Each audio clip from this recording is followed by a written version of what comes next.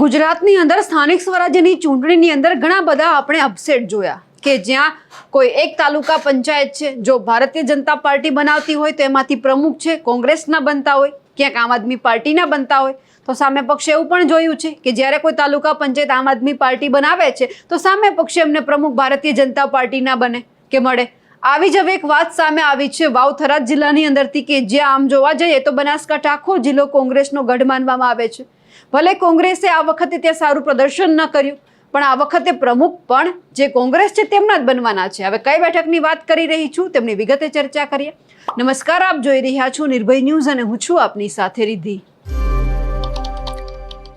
ગુજરાતની અંદર સ્થાનિક સ્વરાજ્યની ચૂંટણી પૂરી થઈ અને સૌથી પહેલા વાત ઉડીને આવી જે ભેસાણ તાલુકા પંચાયત છે એમની કે ભેસાણ તાલુકા પંચાયતની અંદર ભલે આમ આદમી પાર્ટીએ સત્તા મેળવી પરંતુ ભારતીય જનતા પાર્ટીના પ્રમુખ ત્યાં બન્યા. હવે આવી જ વાત આપણે બીજા પણ ઘણી બધી બેઠકો છે ત્યાં જોઈ છે. હવે આવી જ વાત છે તે વાવ થરાદ જિલ્લાની અંદરથી પણ સામે આવી છે અને એવું સામે આવ્યું છે કે જ્યાં ભારતીય જનતા પાર્ટી પાસે ભલે વધારે બેઠકો છે પરંતુ અહીંયા પ્રમુખ છે તે કોંગ્રેસના બનવાના છે. વાવ થરાદ જિલ્લાના રાજકારણમાં આ એક અણધારી સ્થિતિ સર્જાઈ છે જેણે મોટા મોટા રાજકીય વિશ્લેષકોને પણ વિચારતા કરી દીધા છે.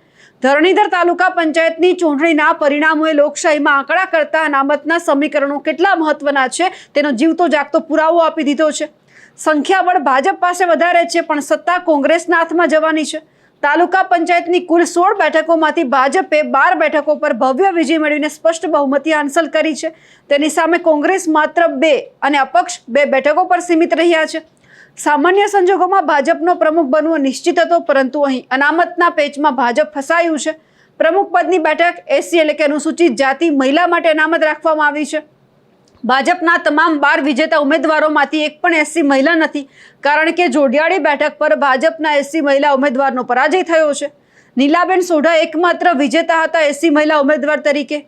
જોડિયાળી બેઠક પર કોંગ્રેસના ઉમેદવાર જે નીલાબેન ભારમલભાઈ સોઢા છે એમણે ભાજપના ઉમેદવારને 350 મતોથી હરાવીને જીત મેળવી છે. સમગ્ર ધરણીધર તાલુકા પંચાયતમાં નીલાબેન એકમાત્ર વિજેતા છે એસસી મહિલા ઉમેદવાર. નિયમ મુજબ જો જોવા જઈએ તો પ્રમુખ બનવા માટે એસસી મહિલા સભ્ય હોવું અનિવાર્ય છે. આ જ પરિણામે ભાજપ પાસે 12 સભ્ય હોવા છતાં તેમની પાસે પ્રમુખ પદ માટે કોઈ જ લાયક ઉમેદવાર નથી જ્યારે માત્ર 2 બેઠકો ધરાવતી કોંગ્રેસ પાસે નીલાબેનના રૂપમાં પ્રબળ દાવેદાર કોંગ્રેસને મળી ગયા છે. એટલા બધાની વચ્ચે હવે ભાજપ માટે સ્થિતિ ઊભી થઈ છે કે બહુમતી હોવા છતાં પ્રમુખ પદ છે એમને ગુમાવવાની જે આ ઘટના છે તે સામે આવી છે. આ ઘટનાએ સમગ્ર જિલ્લામાં ચકચાર મચાવી છે. જો કોઈ ચમત્કાર ન થાય તો નીલાબેન સોઢા ધરણીધર તાલુકા પંચાયતના પ્રમુખ તરીકે શપથ લેશે અને કોંગ્રેસને હારેલી બાજીમાં અણધારી સત્તા પણ મળવાની છે. આવું માત્ર એક જગ્યા ઉપર નથી, આવું તો ઘણી બધી જગ્યા ઉપર આપણે જોયું છે કે આ રીતે થયું છે કે કોંગ્રેસ પાસે વધારે સંખ્યાબળ હોય અને જો ભારતીય જનતા પાર્ટીની અંદર માત્ર 2 કે 3 ઉમેદવાર એમને જીતેલા મળ્યા હોય અને એમાંથી કોઈ એક એસસી મહિલા હોય તો પછી એમને અનામત જે રીતે રિઝર્વ રાખવામાં આવ્યું છે એ જ રીતે તે પ્રમુખ બની જાય. એટલે હવે આ વખતે જોવાનું છે કે ભલે સત્તાબળ ભારતીય જનતા પાર્ટી પાસે છે કે 12 સભ્યબળ એમની પાસે છે અને માત્ર કોંગ્રેસ પાસે 2 છે, ભલે પ્રમુખ બની જાય પરંતુ કામ તો લગભગ સર્વસંમતિથી જ થવા જોઈએ. એટલે કે જે 12 વ્યક્તિ છે 12 ને 2 કોંગ્રેસના 13 14 અને બીજા 2 અપક્ષ છે 15 16 આ 16 સભ્ય સાથે બેસે. ભલે પ્રમુખ કોંગ્રેસના છે પરંતુ અહીંયા બધા જ લોકોને પૂછવામાં આવે કે આપણે જે આ કામ પાસ કરાવવું છે, આપણને આટલી ગ્રાન્ટ મળી છે, આટલું આપણે કામ આપણા વિસ્તારની અંદર કરાવવાનું છે, જો સર્વસંમતિથી પાસ થાય તો જ પછી એ કામ આગળ વધે છે. એટલે પ્રમુખ ખાલી માત્ર નામના હોય છે, ખાલી એમને હોદ્દો આપવામાં આવે છે, બાકી તો જેમની વધારે સંખ્યાબળ એમનું વધારે ચાલે. જો કોઈ ભારતીય જનતા પાર્ટીમાંથી એવું લાગે કે આ વિસ્તારમાં કામ નથી કરાવવા, આમ તો કોંગ્રેસનો ગઢ છે એટલે જો ભારતીય જનતા પાર્ટીના નેતાઓ ઘણી બધી જગ્યા ઉપર આપણે જોયું છે કે આડા ચાલે છે, મત નથી આપ્યા એટલા માટે એવું કહીને રોડ રસ્તા ખોદી જાય છે, તો પછી અહીંયા તો કોંગ્રેસનો ગઢ માનવામાં આવે છે. એટલે ખરેખર આશા તો લોકો એ જ રાખી રહ્યા છે કે ભલે ભારતીય જનતા પાર્ટીના ઉમેદવાર છે અહીંયા ચૂંટાઈને આવ્યા હોય પણ કામ અમારા થવા જોઈએ. એટલે એક તરફ આપણે એવી વાત કરી રહ્યા હતા કે વાવ થરાદ જિલ્લો બનાસકાંઠા આખું કોંગ્રેસના હાથમાં છે. કોંગ્રેસ અહીંયા આ વખતે સારું પ્રદર્શન ન કરી શકે એટલા માટે કારણ કે ક્યાંક અંદરના ડખા પણ એટલા હશે. જ્યારે જિલ્લા પ્રમુખોની વરણી થઈ હતી ત્યારે પણ ક્યાંક ડખો સામે આવ્યો હતો.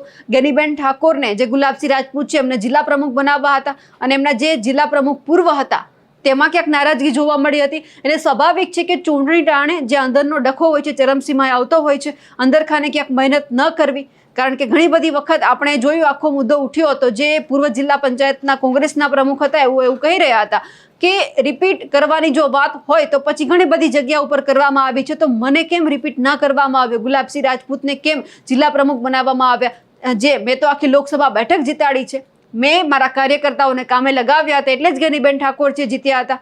ગુલાબસિંહ રાજપૂતને તો વાવની પેટા ચૂંટણી વખતે ઉમેદવાર તરીકે જાહેર કર્યા હતા, તેઓ હારી ગયા હતા, તેમ છતાં જિલ્લા પ્રમુખ બનાવવામાં આવે છે પ્રમુખ તરીકે ને વિરોધ પક્ષમાંથી જીતેલા છે. પાર્ટીની વિચારધારામાં સાથે રહી અને કામ કરતા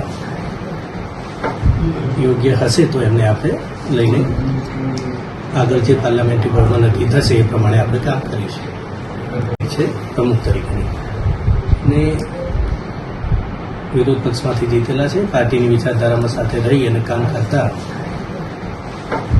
યોગ્ય હશે તો એમને આપણે લઈને આગળ જે પાર્લામેન્ટરી બોર્ડમાં નક્કી થશે એ પ્રમાણે આપણે કામ કરીશું. એટલા બધાની વચ્ચે જેટલા પણ જૂના કોંગ્રેસના કાર્યકર્તા એવા હતા કે જે પૂર્વ જિલ્લા પંચાયતના જે પ્રમુખ છે એમના નીચે રહીને કામ કરતા હતા, એમને એવું લાગ્યું કે જો રિપીટ કરવામાં ન આવે તો પછી અમારે પણ મહેનત કરવાની જરૂર નથી. એમનું જ પરિણામ આપણે જોયું કે આ વખતે બનાસકાંઠાની અંદર ભાજપ છે તે હાવી થઈ ગયું.